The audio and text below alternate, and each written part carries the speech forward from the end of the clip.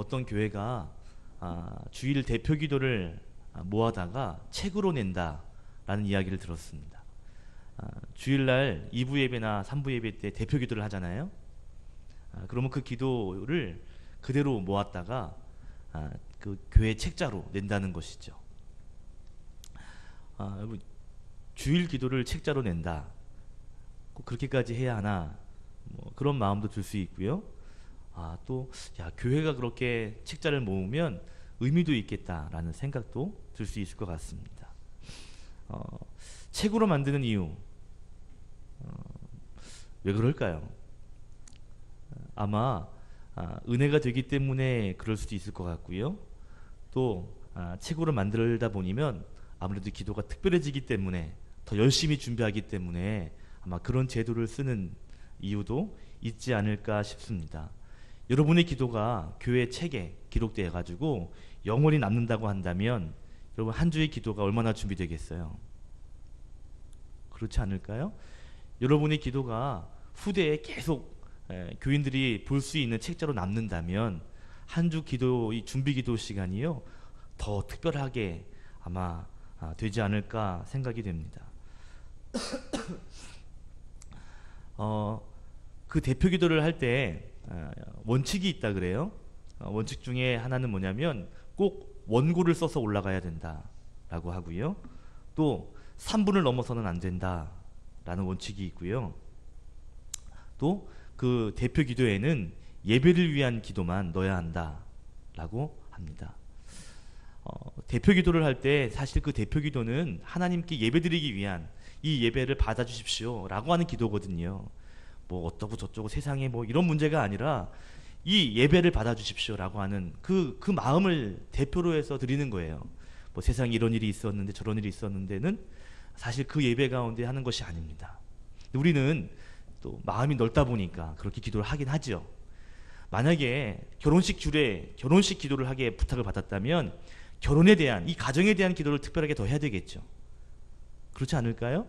예배의 대표 기도라면 그 예배를 하나님 올려주십시오. 이 예배를 방해하는 것들 없게 해주십시오라고 예배를 위한 기도를 해야 하는 것이 맞습니다. 그 교회는 그렇게 가르친다는 거예요. 기도문을 작성할 것, 3분을 넘지 않도록 할 것, 그리고 예배를 위한 기도로 준비할 것. 그런 기도를 했더니 은혜가 있다는 거죠. 그리고 그것이 책으로 만들어도 흠이 없을 정도로. 그럼 기도에 대한 이야기를 좀 제가 하려고 그래요. 여러분, 기도는 우리가 늘 열심히 해야 되는, 그리고 하나님을 만나는 통로라는 것을 우리가 잘 압니다. 오늘 본문이 한나의 기도거든요. 기도에 대해서 강조하고 강조해도 아마 끝이 없을 거예요. 그만큼 기도가 중요한 거죠. 사실 뭐 교회 다니는 사람들이라면 기도의 중요성 모르는 사람들이 어디 있겠습니까? 그죠? 그런데 기도의 중요성은 우리가 다 알지만 사실 기도한다는 것이 그렇게 쉬운 것은 아니라는 것도 알죠. 기도가 능력이고, 기도하면 하나님이 응답하시고, 기도하면 우리의 일들이 하나님의 사역으로 변화된다라는 걸 다 아는데 막상 우리가 기도를 심는다는 건 참 어려운 것 같습니다. 저는 목사다 보니까 기도 부탁을 많이 받아요.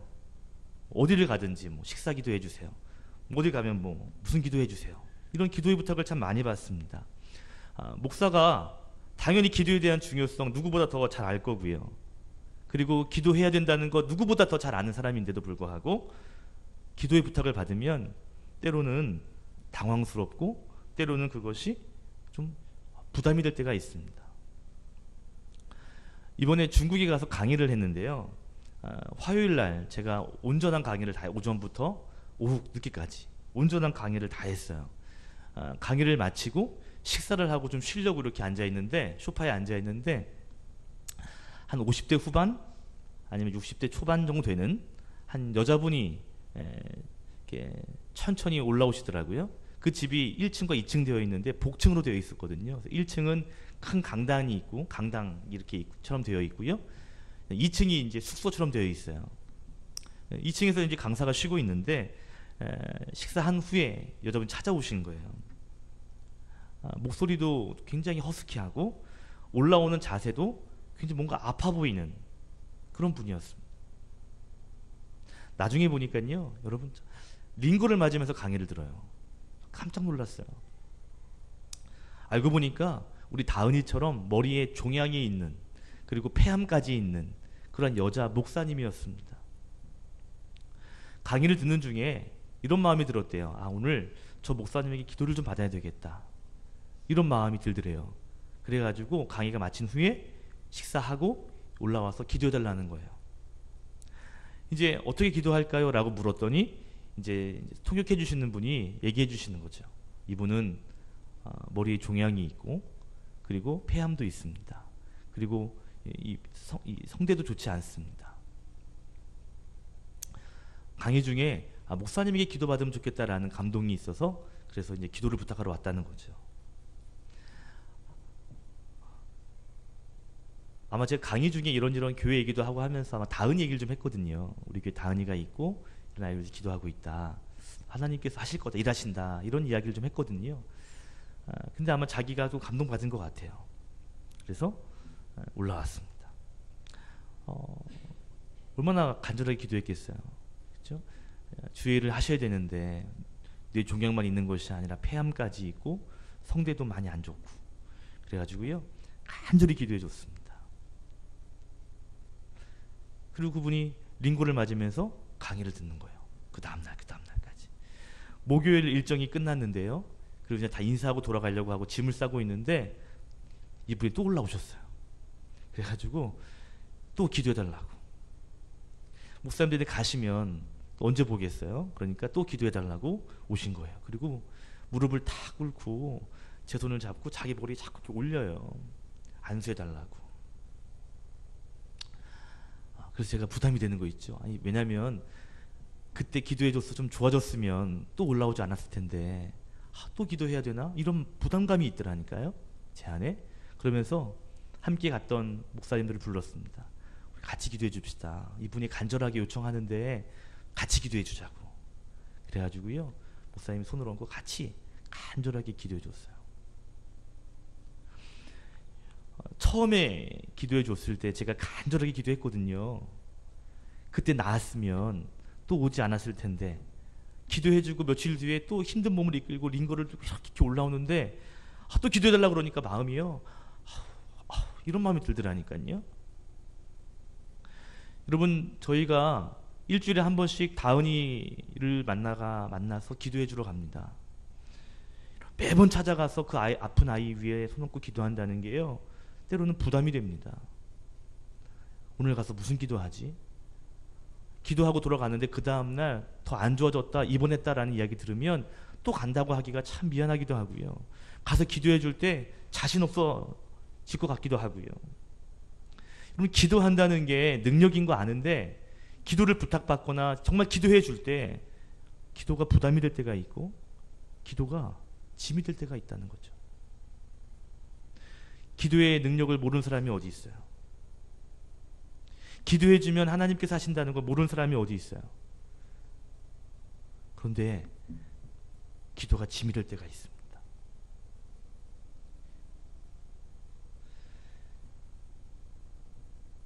기도가 부담이 될 때가 있어요. 아마 여러분도 아마 그런 경험이 아마 한두 번은 있으실 거라고 생각이 됩니다. 누군가를 위해 기도할 때, 여러분 신방 갈 때 기도해 보세요, 기도해 주세요라고 하면요, 얼마나 당황되는지 몰라요. 그래가지고 사모님이랑 우리 다 이렇게 신방 갈 때 목사님 오늘 기도 시킬 거예요, 안 시킬 거예요? 시키면 제가 준비하게요. 이런다니까요. 누구를 위해서 기도한다는 게요, 쉽지 않아요. 특별히 내가 나를 위해 기도할 때도 그렇습니다. 내 기도를 내가 하는 건데도요, 그게 왜 이렇게 짐이 돼 있죠? 기도는 능력인 거 확실한데요, 때로는 짐이 될 때가 있고 때로는 쉽지 않게 다가올 때도 있습니다. 그런데요, 오늘 한나의 기도를 보십시오. 1절에 보니까 한나가 기도를 이렇게 시작합니다. 내가 여호와로 말미암아 즐거워함이며, 그리고 마지막에 1절 끝에 내가 기뻐함이로다. 한나가 지금 하나님께 기도하고 있는데 하나님께 기쁜 마음, 즐거운 마음으로 기도를 시작하고 있다라는 것입니다. 그런 놀라운 것은요, 놀라운 것은 지금 한나가 하나님께 기도하는 이 상황이 어떤 상황이냐면, 사랑하는 아들을 하나님께 드린 다음에, 하나님께 드리고 사무엘을 하나님께 바친 다음에 지금 이런 기도하고 있다는 거죠. 하나님께 즐거워하며 기뻐함이로다 라고 기도하고 있다는 거죠. 여러분, 한나는요, 아시는 것처럼 자녀가 없었던 사람이었습니다. 그래서 그 앞에 사무엘상 1장 10절에 보면 하나님께 마음이 괴로워서, 아들이 없어서, 자녀가 없어서 마음 아픈 괴로운 마음으로 하나님께 통곡하며 기도했던 여인이었습니다. 그 밑에 11절에 보면 하나님께 서원하며 기도했어요. 하나님, 제가 서원할게요. 이렇게 하면, 아들만 주시면 제가 이렇게 할게요 라고 서원했던 사람이었습니다. 1장 12절에는 하나님 앞에 오래 기도했습니다. 13절에는요, 제사장 엘리가 보고 취한 줄로 알았습니다. 그렇게 기도해 특별하게 기도했다는 거예요.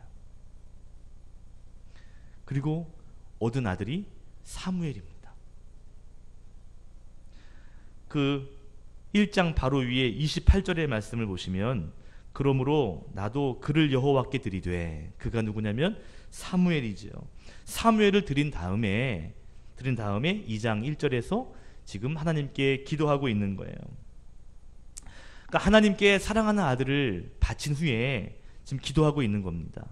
그 위에 보면 이 1장 24절에 보면 한나가 이 사무엘을 하나님의 전에 바칠 때 그때 젖을 떼고 드렸다 그랬거든요. 보통 당시에 이스라엘 아이들이 젖 떼는 나이가 만 3살이었다 그래요. 그러니까 3살과 4살 정도. 여러분, 아이가 3, 4살 정도면 정말 제일 예쁠 때 아닐까요? 옹알옹알 하면서요, 막 엄마 아빠 하면서 얼마나 예쁠 때예요. 그때 하나님께 그 아이를 드렸습니다.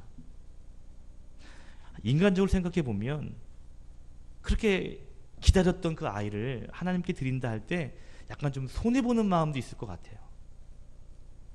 인간적으로 생각해 보면 좀 아까운 마음도 있지 않을까 싶어요.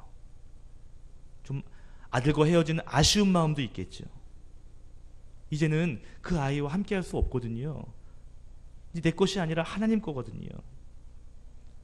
그런데 그런 상황 가운데 한나는 기쁨으로 기도를 시작하고 있습니다. 전 인간적으로 생각해 보면 솔직히 즐거워할 수 있는 상황보다 오히려 부담스러운 기도가 되지 않을까 싶어요. 아들을 드리면서 기도한다는 게 더 부담이 될 것 같습니다. 어떻게 해야 되지? 이제 이 아이는 어떻게 될까? 이런 마음이 되지 않았을까요? 그런데 오늘 한나의 기도의 시작은 기쁨과 즐거움으로 기도를 시작하고 있습니다. 1절 같이 한번 읽어봅시다. 시작. 한나가 기도하여 이르되 내 마음이 여호와로 말미암아 즐거워하며 내 뿔이 여호와로 말미암아 높아졌으며 내 입이 내 원수를 향하여 크게 열렸으니 이는 내가 주의 구원으로 말미암아 기뻐함이니이다. 아멘. 여러분, 아들을 생각하면 기뻐할 수 없을 겁니다. 그런데요, 오늘 하나님을 바라보며 한나가 기뻐하고 있는 거죠. 한나가 서운한 마음도 들고 또 어떻게 될까 불안한 마음도 있었겠죠. 그럼에도 불구하고 이렇게 감사하고 기뻐하며 기도할 수 있었던 것은요, 기도할 때 그 아들을 바라보며 기도하는 것이 아니라 오늘 여호와로 말미암아 하나님을 바라보며 기도했더니 이렇게 기쁨과 즐거움으로 나아갈 수 있다라는 겁니다. 지금 한나는요, 하나님을 바라보며 기도하고 있어요.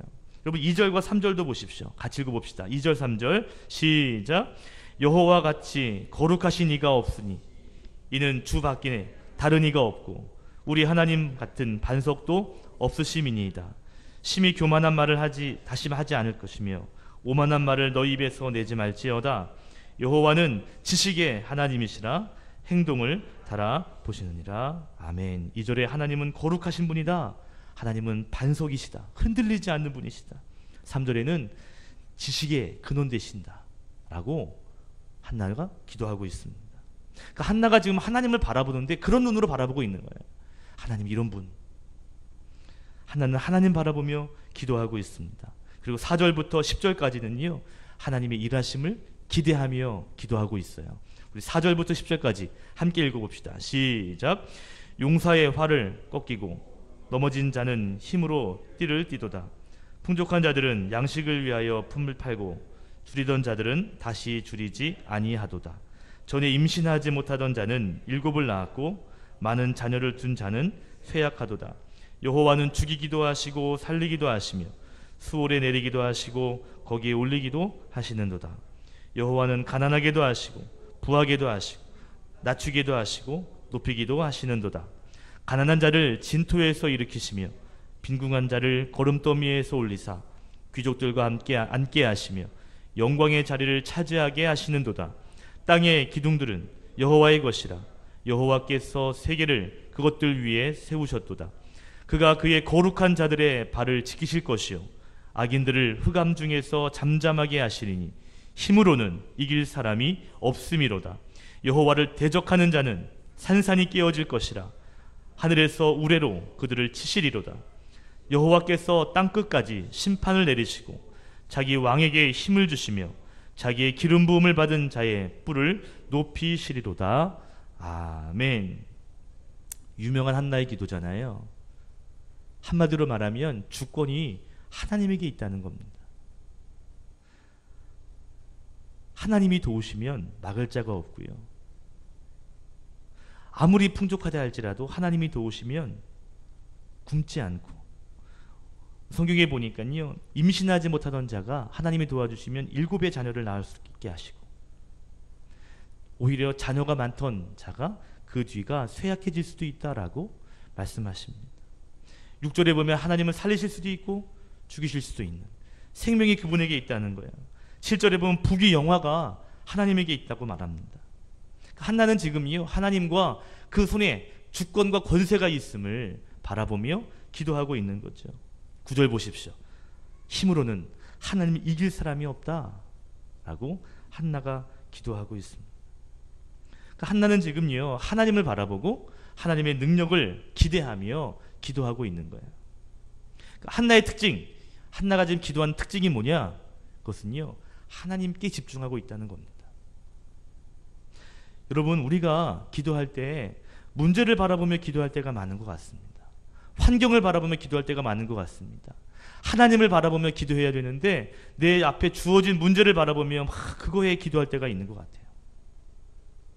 여러분, 기도는요, 환경과 문제를 바라보며 기도하는 것이 아니라 그 너머에 그것을 주관하시는 하나님을 바라보며 해야 하는 줄로 믿습니다. 기도는 철저하게 하나님 바라보는 것입니다. 베드로가 풍랑을 만났죠. 예수님께서 물 위로 걸어오셨습니다. 물 위로 걸어오시는 예수님 바라봤어요. 그때 베드로가 했던 말이 주님, 주님에게 가기 원합니다 라고 이야기했죠. 그래, 와라.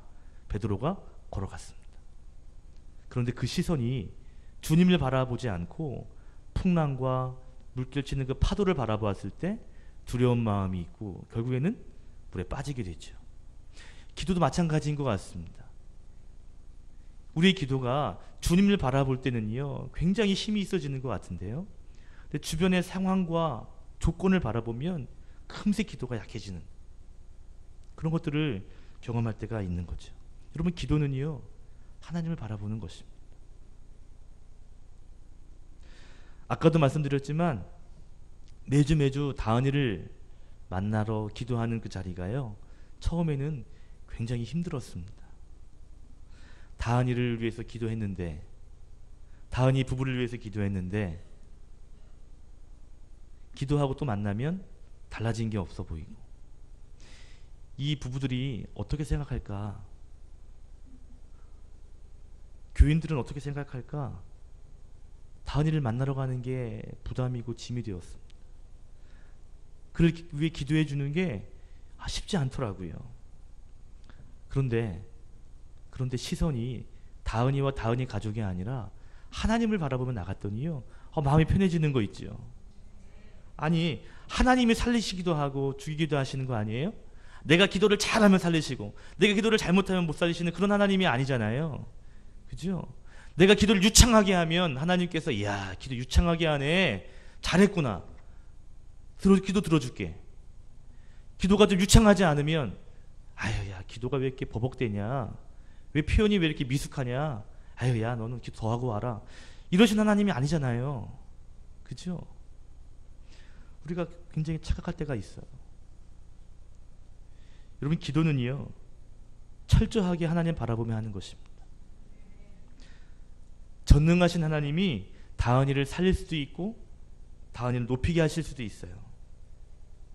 내 능력, 내 기도가 대단해서 다은이가 살아나고 다은이가 잘 되는 것이 아니었습니다. 중요한 건요, 하나님을 바라보는 겁니다. 그분이 어떤 분인지를 바라보며 기도하는 거예요. 오늘 한나의 기도가 그런 기도라고 생각합니다. 사랑하는 자녀를 하나님께 드려요. 여러 가지 마음이 있을 겁니다. 그런데 그 가운데 그 자녀를 위해 기도하는 것이 아니라, 그 자녀를 바라보며 기도했던 것이 아니라 하나님을 바라보며 기도했습니다. 하나님이 살리기도 하실 거고 주기도 하실 텐데, 하나님 이 아이 책임져 주실 것인데 하면서요, 하나님께 기도하며 나아가는, 오늘 저와 여러분의 기도가 하나님을 바라보며 기도하는 기도의 시간이 되었으면 좋겠습니다. 문제가 있죠. 여러 가지 상황이 있죠. 여러분, 그것들은요, 하나님 앞에 아무 문제가 되지 않아요.